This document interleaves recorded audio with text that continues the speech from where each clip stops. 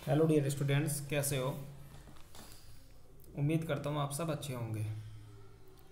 Okay बच्चों, ठीक है। चलिए, इससे पहले वीडियो में हमने आपको पीएच के बारे में बताया था, ठीक है। पीएच परास क्या होती है वीडियो के माध्यम से मैंने आपको समझा दिया था। पीएच रेंज कितनी होती है? 0 से 14 तक, ठीक है, 0 से 14 तक। ओके, तो आज हम बच्चों दैनिक जीवन में पीएच का क्या महत्व है ये समझने वाले हैं, ठीक है। दैनिक जीवन में पीएच का क्या महत्व होता है, इसके कुछ यूजेस होते हैं, वो समझने वाले हैं। ओके, तो चलिए बच्चों स्टार्ट करते हैं इसको। दैनिक जीवन में पीएच का महत्व। तो सबसे पहले पॉइंट टू पॉइंट जैसे मैंने आपको पीडीएफ में प्रोवाइड कराऊंगा उसके अकॉर्डिंग लिखना है आपको, ठीक है। तो सबसे पहला यूज है इसका दैनिक जीवन में पीएच का महत्व। पौधे वह पीएच के प्रति संवेदनशील होते हैं। पहला पॉइंट है इसमें, पौधे एवं पशु पीएच के प्रति संवेदनशील होते हैं। सबसे पहला है हमारा शरीर जो होता है बॉडी, वो 7.0 से 7.8 पीएच परास तक के बीच कार्य करता है, ठीक है। वर्षा के जल का पीएच का मान 5.6 से कम होता है तो वो वर्षा अम्लीय कहलाती है, ठीक है बच्चों।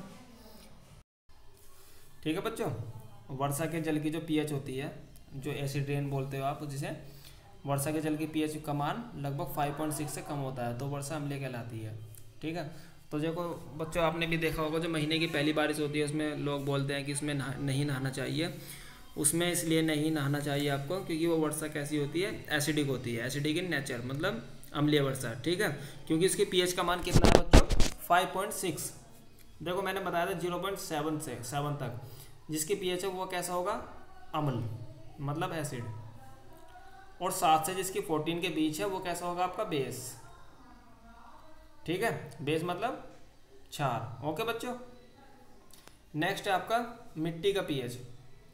जो मिट्टी होती है आपकी भूमि, उसकी भी एक पीएच होती है बच्चों, निर्धारित पीएच होती है। जैसे आप फसल उगाते हो तो मिट्टी की भी पीएच निकालने की आवश्यकता है हमें, तभी तो हमें पता चलेगा कि आपकी जो खेत की मिट्टी है वो अम्लीय है या क्षारीय है। तो मिट्टी में भी पीएच का बहुत ज़्यादा यूज है, ठीक है। तो अच्छी उपज के लिए पौधों की, देखो इसमें लिखा भी है, अच्छी उपज के लिए पौधों की एक विशिष्ट पीएच परास होती है बच्चों, ठीक है। जैसे किसी स्थान की मिट्टी कैसी होती है? अम्लीय होती है। किसी स्थान की पीएच कैसी होती है? मिट्टी कैसी होती है? क्षारीय, ठीक है। तो अम्लीयता क्षारीयता का पता लगाने के लिए उसका सैंपल लेते हैं एक टेस्ट ट्यूब में, फिर उसको लिटमस पेपर से या पीएच स्ट्रिप से हम उसको टेस्ट करते हैं, ठीक है। तो ये है बच्चों, इसमें मैं निकलवा के दिखा दूंगा आपको जब स्कूल रीओपन होंगे। इस एक्टिविटी में आपको बता दूंगा मिट्टी का पीएच कैसे निकालते हैं। ओके, तो ये भी आप देख लेंगे। नेक्स्ट है हमारे पाचन तंत्र का पीएच। जो हमारी बॉडी होती है उसमें जो डाइजेशन सिस्टम होता है, ठीक है, पाचन तंत्र, उसका भी एक पीएच होता है। देखो इसमें लिखा है हमारा उधर स्टोमक हाइड्रोक्लोरिक एसिड HCl उत्पन्न करता है, HCl उत्पन्न करता है, ठीक है। जो भोजन के पाचन में सहायक होता है। भोजन के पाचन में क्या होता है बच्चों? वो सहायक होता है।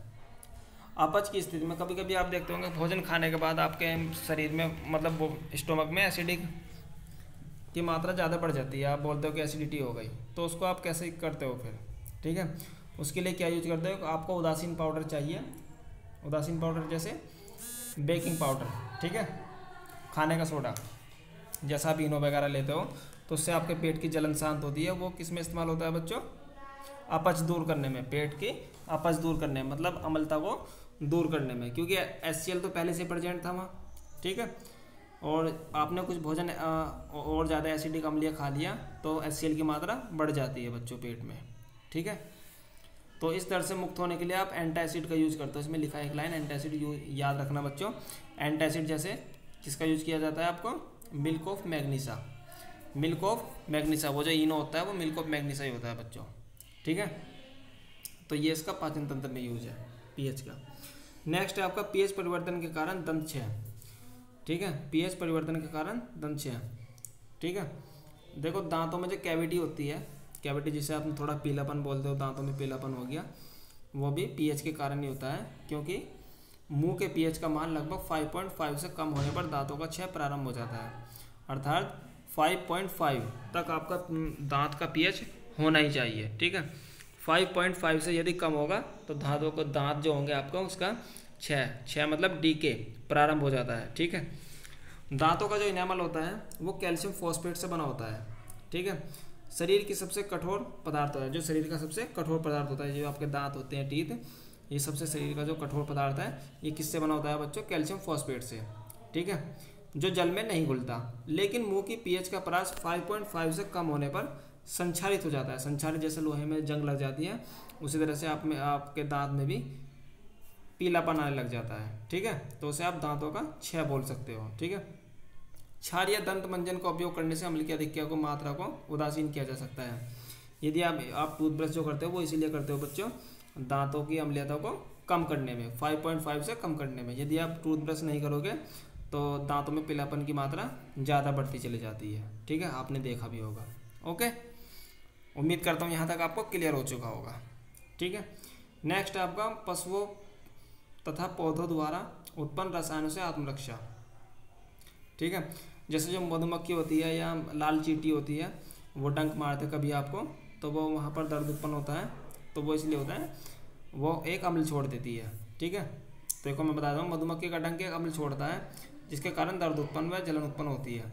डंक मारे गए अंग में बेकिंग सोडा का उपयोग से आराम मिलता है। बेकिंग पाउडर जो होता है आपका घरों में भी देखा होगा आपने, खाने का सोडा, उसको वहाँ पर लगाओगे तो उससे आपको आराम मिलेगा, क्योंकि वो जो अम्ल की मात्रा है उसको वो उदासीन कर देता है बेकिंग सोडा। ओके, नेटल होती है बच्चों लाल चींटी के डंक मारने वाले मैथोनिक अम्ल छोड़ जाते हैं, जिसके कारण जलन वाले स्थान पर दर्द का अनुभव होता है। इस डंक वाले इलाज वाले स्थान पर डाक पौधों की पत्ती या रगड़ कर द्वारा किया जा सकता है। ठीक है, ये एक तरह से वो होता है बच्चों, क्षारीय पौधा, डाक पौधा। ठीक है, उसको वहाँ पर रगड़ोगे उसकी पत्तियों को, तो उससे आपको आराम मिलेगा। ओके, ठीक है, तो ये था आपका बच्चों पीएच का यूज। इसे आप ध्यान से लर्न करें। उम्मीद करता हूँ यहाँ तक आपको क्लियर हो चुका होगा। इसे और देख लें बच्चों, नेटल के जो लाल चींटियों के डंक में जो कौन सा एसिड मिलता है आपको? मैथोनोइक अम्ल। ठीक है, इसे मैं अंडरलाइन कर देता हूँ, मैथोनोइक अम्ल। ओके, नेक्स्ट है आपका कुछ पीएच पदार्थों के मान। उसकी ये टेबल है बच्चों, उसे ध्यान से देख लें, एक बार मैं बता देता हूँ। ये पीएच कुछ लर्न कर लेंगे, रुको एक सेकंड। कुछ पदार्थों के पीएच मान एवं उनकी प्रकृति, जैसे कि पहला आपका है लार जो होती है मुँह की लार खाने से पहले। ठीक है, उसका जो लगभग पीएच मान होगा वो होता है बच्चों 6.8। खाने से पहले की बात है बच्चों ये। ओके, ये पीएच का जो रंग है ये हमें नहीं देख रहे, इन्हें बस लिख लेंगे आप, इन्हें नहीं बता रहे हम। ठीक है, इन्हें हम लैब के एक्टिविटी से बताएंगे। ओके, तो मैं बस पीएच मान बता रहा हूँ इनका। प्रकृति कैसी होगी? देखो 7 से कम है तो अम्लीय होगी, पता है आपको। खाने के बाद कैसी होगी? 6.3। कैसी होगी प्रकृति? अम्लीय। नींबू का रस, उसका पीएच मान 2.4। एक सेकंड, कॉल आ रही थी जरा, एक सेकंड। 2.4, ये भी अम्लीय। रंग रहित वातीय पेय, इसकी भी अम्लीय। ठीक है, गाजर का रस, ये कैसा होता है? 6.4, पीएच मान इसका 6.4, अम्लीय होगी प्रकृति। ठीक है, टमाटर का रस देखो, अब है ना क्षारीय कौन कौन से हैं देखो आपके। क्षारीय आपका ये NaOH और HCl। ये जो बच्चों नल का जल होता है ना, इसको मैं एक लैब की एक्टिविटी से बताऊंगा। आपका जो वो होगा नल का पानी, टैप वाटर, उसकी जो पीएच रेंज होती है वो 6.5 से 8 के बीच होती है। तो वो पानी आपका अम्लीय भी हो सकता है और क्षारीय भी हो सकता है, दोनों तरह से हो सकता है। ठीक है, जैसे आप मेरठ का जल देखोगे पानी, तो वो मान लिया एसिडिक है, अम्लीय है, और कहीं दूसरे जिले का जल देखोगे तो वो क्षारीय हो सकता है। ठीक है, तो पानी का पीएच मान निश्चित नहीं है। ओके, अलग अलग जगह का अलग अलग हो सकता है। NaOH, इसका कितना होता है बच्चों? ये एक क्षार है, इसका क्षारीय मान कितना होगा? वो पीएच मान 14। HCl का कितना होगा? 0.1, अम्लीय होगा, क्योंकि 7 से कम है, तो कैसा होगा? अम्लीय। तो ये पीएच रेंज होती है बच्चों कुछ, इसे भी आप नोट डाउन कर लेंगे। देखो एक टेबल और दे रखी है। जठर रस लगभग कितना? 1.2, नींबू का रस का 2.2, शुद्ध रक्त का, वो शुद्ध जल का 7, रक्त का कितना? 7.4, मिल्क ऑफ मैग्नीशिया का 10, और NaOH का लगभग 14। ठीक है, तो ये कुछ पीएच रेंज दी हुई है, इसे अपनी कॉपी में अच्छे से नोट डाउन कर लेंगे। ओके, इस टेबल में जो ये वाली जो पीएच लिखी है इन्हें आप लर्न कर लेंगे। ठीक है, एग्जाम में अलग से पूछ ली जाती हैं ये।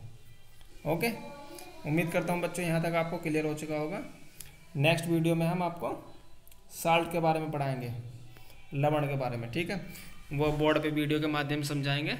ओके, तो चलिए बच्चों आज के लिए इतने रखते हैं। थैंक यू बच्चों।